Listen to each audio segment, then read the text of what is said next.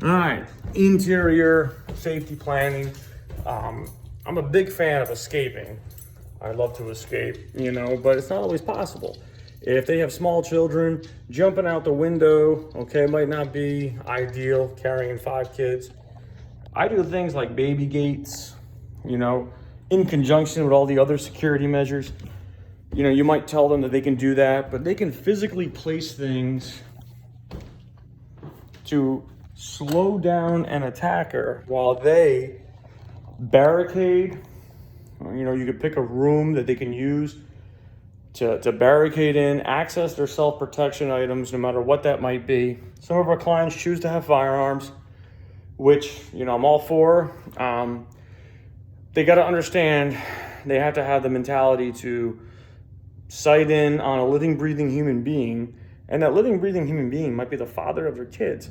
He might be a monster. He's probably a monster. Okay, but not everyone has the mentality to shoot someone like that.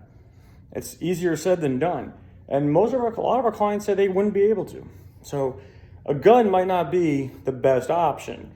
For me, all right, I've got things that keep my family safe that I use. I've got no problem ever using it against anyone who might harm myself or my family. Not everybody is like that. So you got to really understand that and be sympathetic to it and not judge. Obviously you can have your own opinion, but don't keep that to yourself when it comes to the guns. Tell them, if you have it, great. Is it safe? Can they, you don't want the kids to access it. And can you access it under stress, point it at somebody who you used to live with and shoot them? If the answer is, well, I don't know, then that gun could be used against them. So it's important to go over that with them, because if they can't pull the trigger, well, guess what? This person might be able to get it from them and then use it against them. So that's why guns aren't always the best self-defense tool. They're a great self-defense tool in the hands of somebody with the right mentality to use it and the experience and the training to use it. So go over that kind of thing with them if they do have a gun or are thinking about buying a gun. There's other items too with the pepper spray. There's pepper ball guns. There's non-lethals that you can use in your own home that they might be able to get on their own. They could just physically place things in a spot like dressers, desks, large vases, whatever, that they can maybe clog up the staircase to while they themselves are barricading or escaping out of a window. They can pepper spray the hallway, help slow an attacker down before they go and barricade. This way it'll make it very uncomfortable for them as the attacker comes down the hall or up a flight of stairs. Sometimes you'll see an attic. You could pull down an attic. The stairs can then block their path. They might not be able to access it. Again, just little things like that. Each house is unique. Each house might have its own little safe area that somebody might be able to utilize. Find it.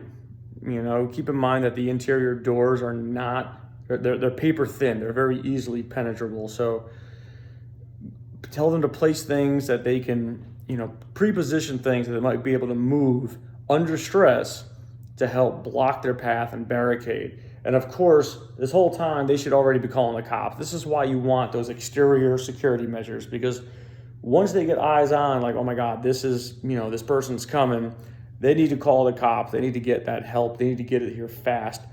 All right. And it takes between sometimes 5 to 10 minutes for the cops to come, depending on where they're at. So that's a long time to try to keep them back, but it can be done. And that's why the earlier you get that call out, the better, which is where a lot of the measures we have come in handy.